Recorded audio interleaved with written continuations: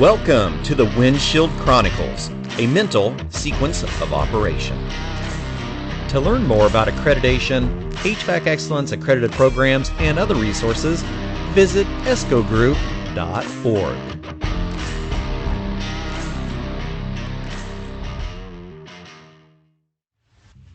Hey, Howard, how's it going? Doing great. How are you doing, Clifton? Doing good. Hey, I got an issue that I need a little bit of help with, and you want to go for a ride and talk about this? Sounds great. Looking forward to it. All right, let's go. All right, so we're on our way back from the National HVACR Education Conference, and my brain has got something that just needs some help with, and I think you might have some ideas here for me.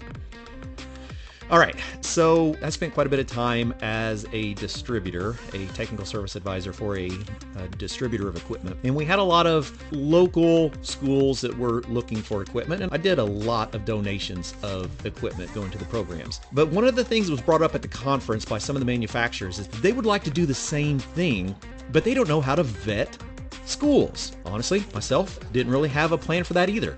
So I know you've got a lot of experience with this, and you've got a lineage of ways to get there that I would call a sequence of operation. So let's kind of talk about the sequence of operation of vetting schools and maybe some criteria for, what kind of equipment could go what places. So where do we even start? So the old story is you as a distributor should have been involved in local program advisory committees. So if you've identified the schools in your area that have HVAC programs and you've participated, you have a good idea right away of the facilities. While they're there, look, I can't tell a manufacturer or wholesaler what to do. I could give them some general guidelines of what I would do. Right. One, if I found a good facility, I would probably have a equipment acquisition request form. What is that? We would ask some questions about the school. Is the school a public school for private? Yeah. The hours of the program be very similar to what we ask a school on our accreditation application to get a good picture. So I have a 1-year program. It's publicly funded. I'm eligible for Perkins. So that'd be the first step. Have some kind of application. Okay. All right. Makes sense. Is the this the foundation? Thing I would do, I would take people like yourself, Clifton, and I would say that we would be happy to kind of give a guideline, and I think that's what we're doing here, of what would I want to evaluate that school on. Yeah. So the very first thing I want to know, how many hours they have. If it's a 40-hour, 100-hour, 500-hour, 1,000-hour, yeah, because they're all different, really. And don't get me wrong, there's some great adult ed programs that can do things in a short period of time with the right instructor. But I would look, does the program consist of at least 750 hours? Okay. Yeah, it's going to take 650 to 750 to teach the basics. Right. So I think we can all agree upon that. Okay. So that's my foundation. First thing I got to look at. I want to know, is this training program at a community college, a technical college, apprenticeship program? I basically want to know, are you recognized by the State Department of Education or Bureau of Apprenticeship? And the reason I bring that up is so you found a school. I want to make certain you didn't find Howard School. I just created a school so I can get discounts from a manufacturer. Yeah. Okay. So is this a legitimate organization that's approved by your State Department of Education or Bureau of Apprenticeship for 750 hours? Okay. Beyond that, I think the second thing I would look at, are they nationally accredited? And I don't mean their school. I mean the program. Just the program itself. Sure. Programmatic accreditation is a third-party non-government peer review to make certain that program met minimal standards. Okay. So if a school is not meeting the minimal standards, that's probably a key indicator that you may want to help them, but you may not be able to give them the big discounts or donations you want to. Yeah. Am I giving a combustion analyzer to a school who doesn't even teach gas furnaces? Yeah. Well, that's a little further on my list too, is the curriculum back it up. reflects going down. So I would make certain that your program curriculum reflects not only the equipment that they're looking for, but you should be taking a holistic view to see, is this program really covering everything? Look at the curriculum. So Clifton, you could have looked in there and said, there's 1,200 hours. I see the courses. I see their books. I see their tools. I see their equipment. This place looks pretty good from that perspective. Or you might walk in and say, this place is lacking a lot of things. So you should have a quick eye for that. Okay. But if I'm specifically asking for assistance, as you mentioned, on combustion analyzers, well, do I have curriculum on to teach combustion efficiency? Yeah. Do I have testing? It's putting the pieces together. Why would someone donate a mini split or sell it at a huge discount to a school if they don't even teach mini splits as part of the curriculum? Absolutely. Or have instructors that are qualified to teach on that. Well, that's one of those things that if I was a manufacturer or a wholesaler, if the instructors themselves don't have the training on the specific technology, you have two options. You could tell them, I'm sorry, you don't qualify, or here's some of the training we offer and help get them in.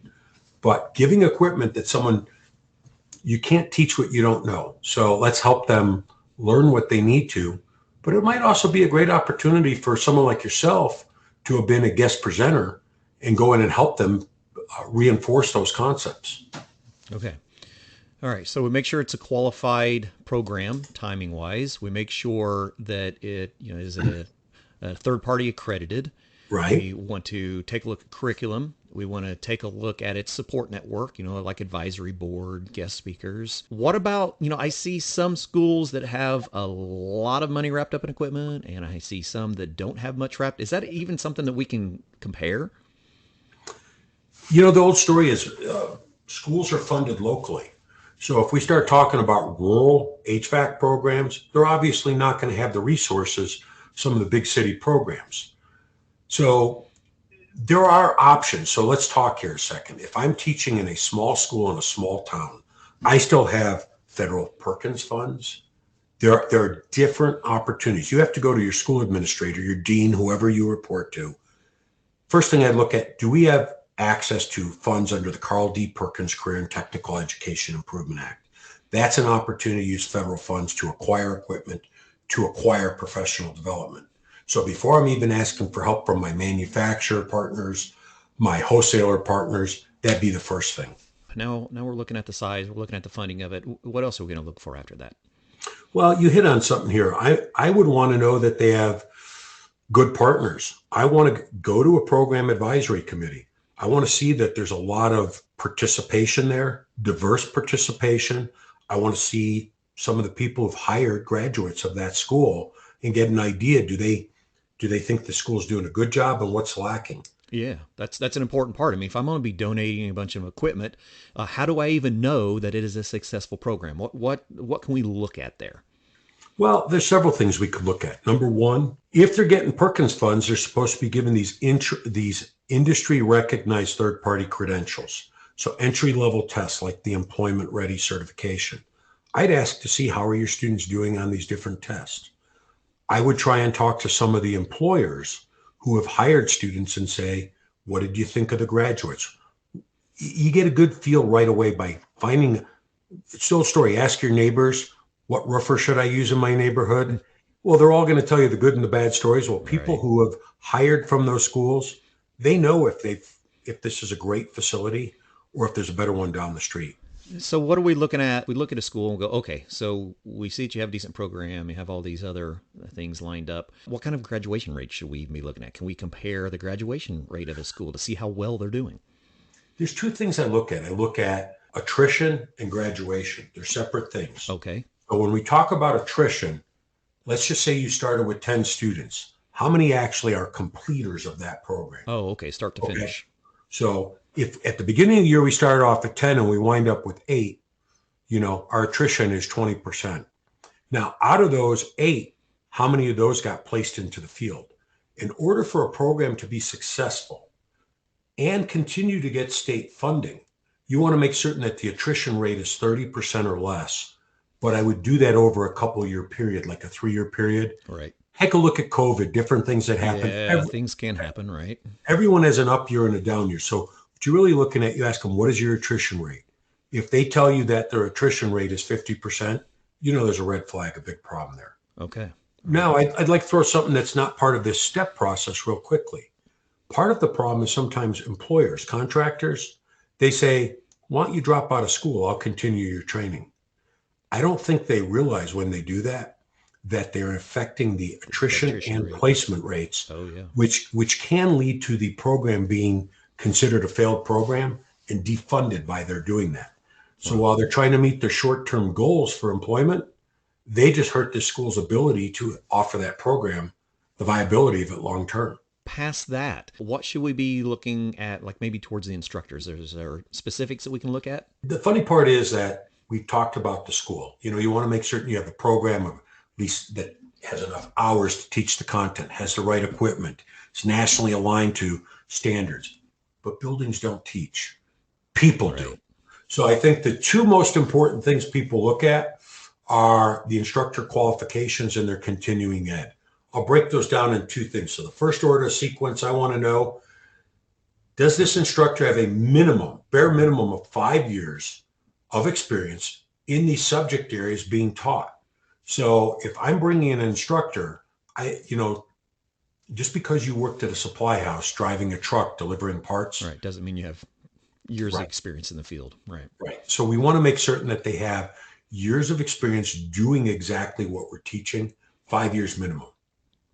You want someone who's also been formally trained in the physics, the theories. What you're looking for is someone who's a graduate of that program or another program in the past, or they're currently working towards their HVAC degree, or someone who might hold the title of Certified Master HVAC Educator.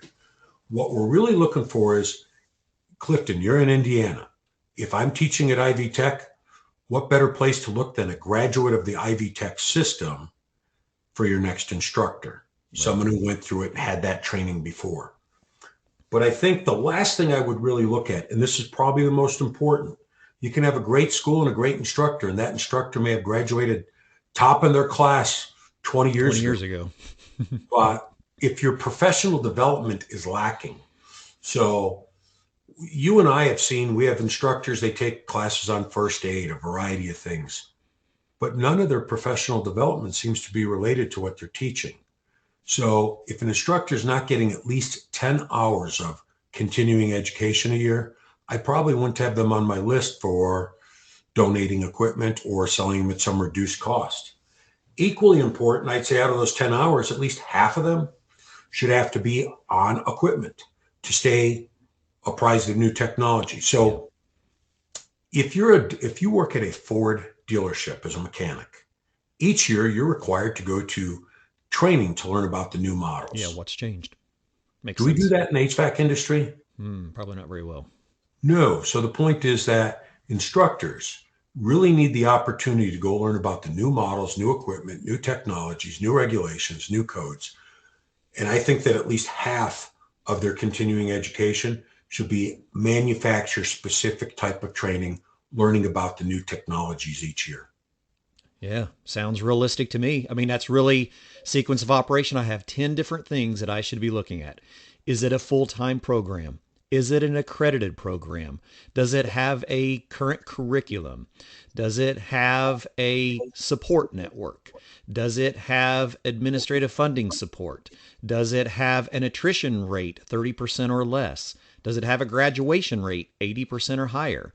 Does it have program instructors that are qualified for the programs they're teaching, particularly having subject matter expert certifications on those subjects they're teaching, or a master educator for all of the subjects that are being taught? Does it have an active student waiting list? Do we have people wanting to get into the program? And are we doing continuing education hours? Seems like a pretty successful plan to me. In here, Clifton, the thing is, we're all the benefactors or victims of the training we get. Right. So really this conversation, we started talking about sequence of operation of how do I identify a quality program to partner with?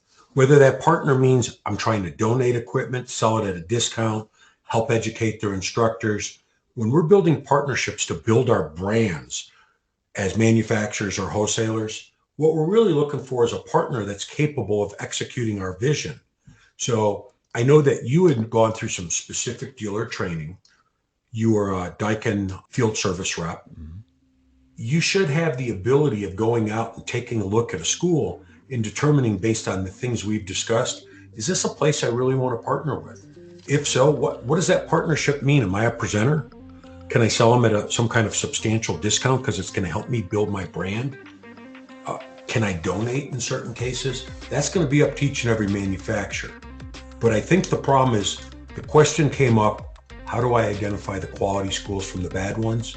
Because just looking at the names of the schools isn't enough. You have to physically go visit. Exactly. What is the difference between A and Z and everyone in between? So these are a sequence of 10 different items that should be looked at when deciding if a program is qualified for a certain type of equipment or even sponsorship. Right. Okay. All right. Thank you, Howard. We appreciate your time. And that's a good conversation. Cool. We'll see you later.